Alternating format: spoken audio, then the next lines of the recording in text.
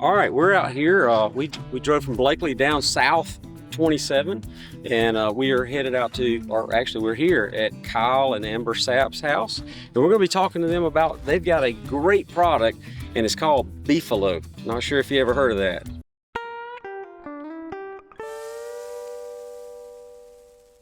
All right, so as we're walking up, you can see they're ready for us, and they've got one of their, and I don't know what to call these, exactly. One of these Beefalo cows. I'm not sure. Amber, what would be the proper way to say this? Because it looks like a cow to me. It does look like a cow. So Beefalo are going to be 5/8 beef cattle of any breed. Okay, so not like just Angus or nope, whatever. Any breed of cattle. It could be dairy or beef influenced, but beef influence is obviously better for your beef products. And then we breed them down with bison, so they contain 3/8 bison genetics. Okay.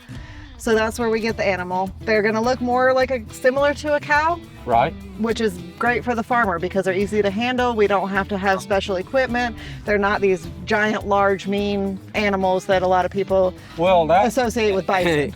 Well, not just meat. For cows or horses or any of those things, I stay kind of clear. I mean, that's just scary to me, so I'm going to keep them over there. But now that's a show cow, is that right? So this is, our daughters both show Beefalo in 4-H and FFA, and so they pick calves from the herd each year, and they each take one and they show them around the country and let us teach everybody about what Beefalo is. That brings up a point. Is there a different category for Beefalo versus? Right, so at most of your shows, they are going to be into breed categories as far as Angus and Hereford and all of those different things. Right. If there are enough participants that have Beefalo, which we don't generally get, they are shown in a Beefalo category solely. However, most of the time they're just shown as commercial animals. Now, is this a cow yet, or is this a heifer? This is a heifer. So she was 2 years old in February. It's April now. She is bred to our bull, so she will be calving here in the next 7 months or so. And when she calves, that's when she'll become a cow. Right. Up until that point, by the way, she'll be a heifer. A little science lesson here.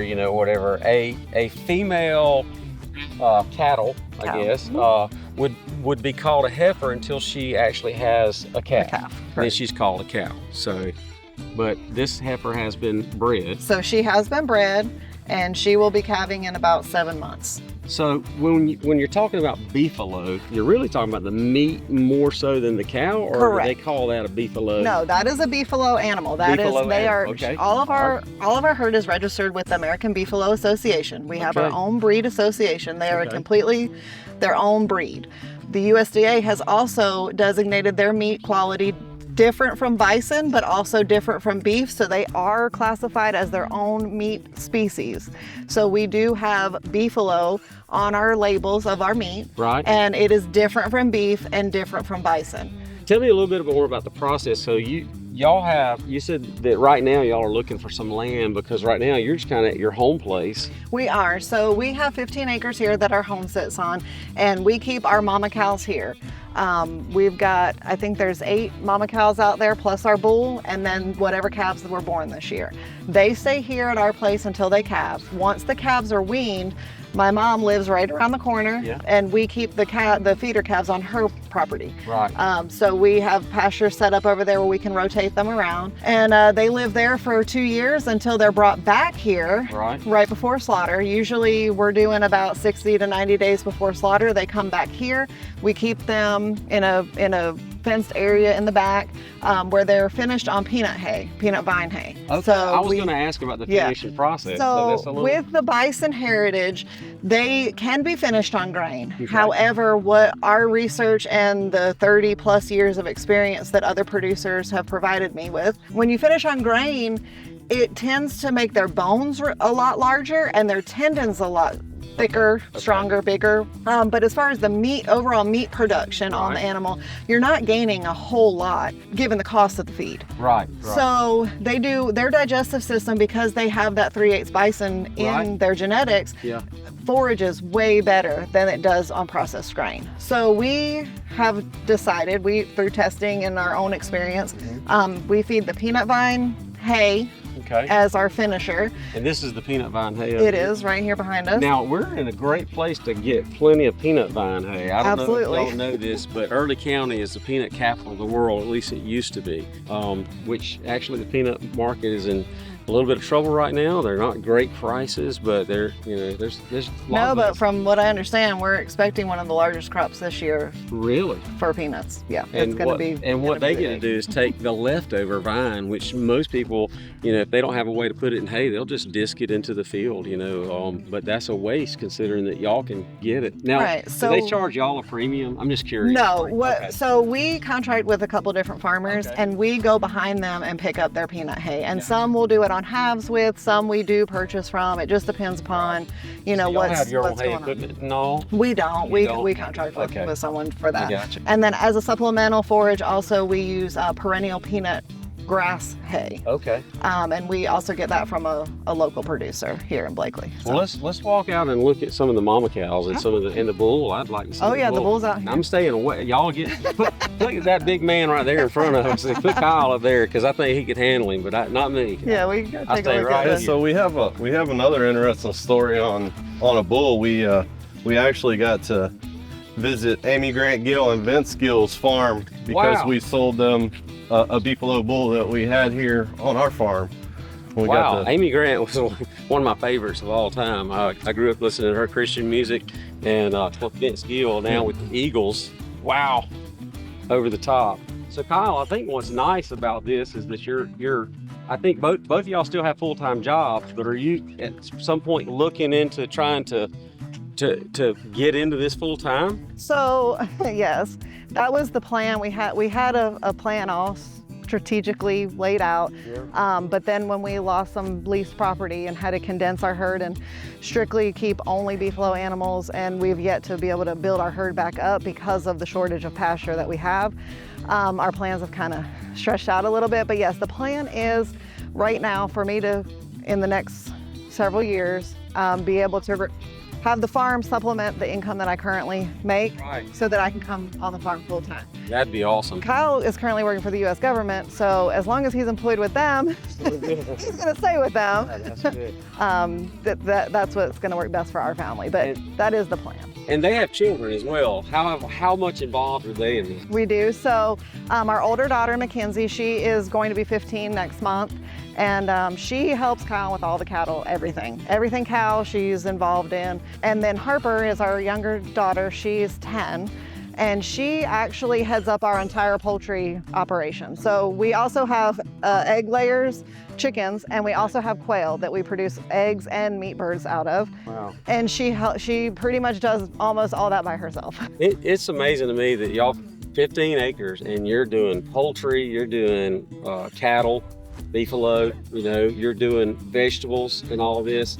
And that's kind of just, and I like the fact that the family's involved as well. Absolutely. It's almost as if America's going back to the old days where seriously, y'all could be self-sufficient here. 100%. If something went way wrong, yeah. y'all would be fine. Absolutely. And that's why we don't really worry over politics and all the things that are happening in the world, because I know tomorrow if the grid gets shut off, we're going to be just fine. And so will all of our neighbors. I like to hear that. I like to hear that a lot. So we do also supplement them. The mama cows get supplemented with spent brewer's grain from Folklore Brewery in Dothan, Alabama.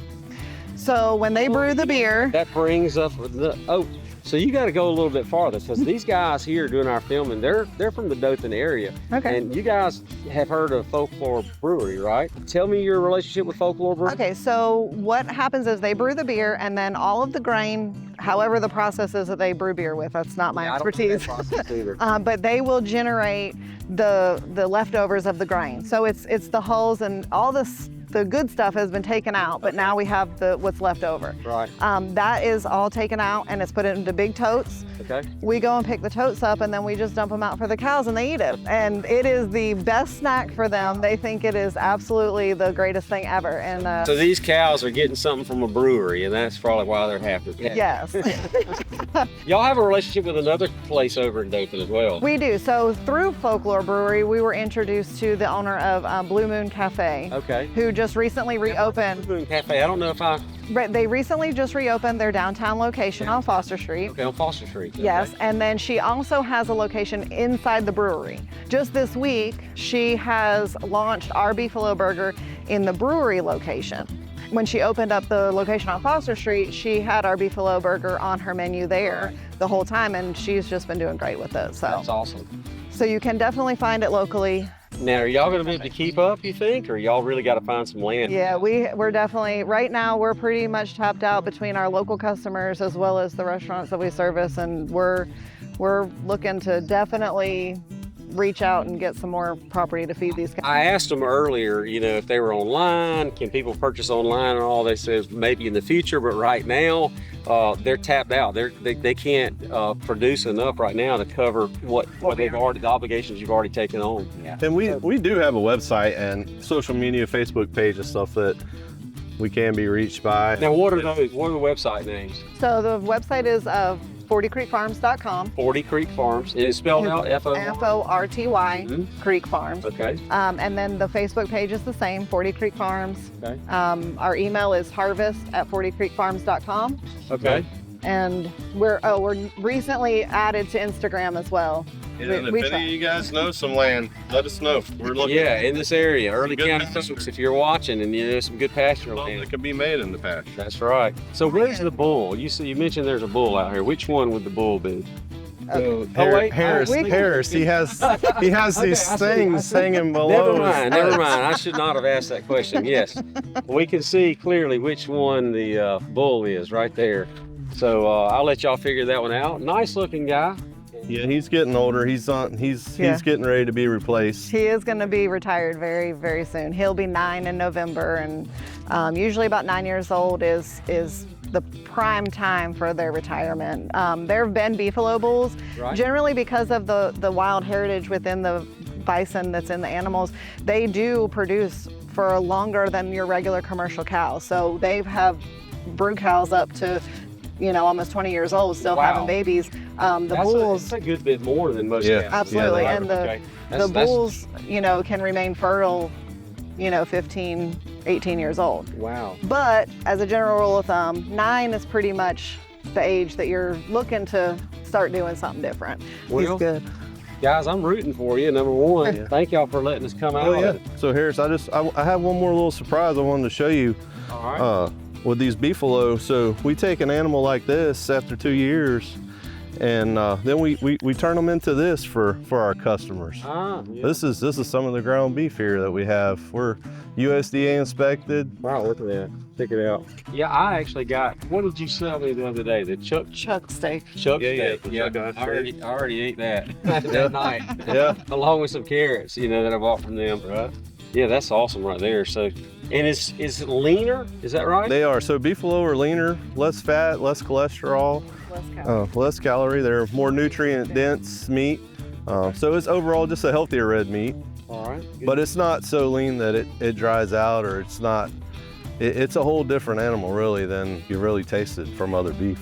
I'm glad I came out. This is 40 Creek Farms, Kyle and Amber Sapp and their children doing a great job, right here.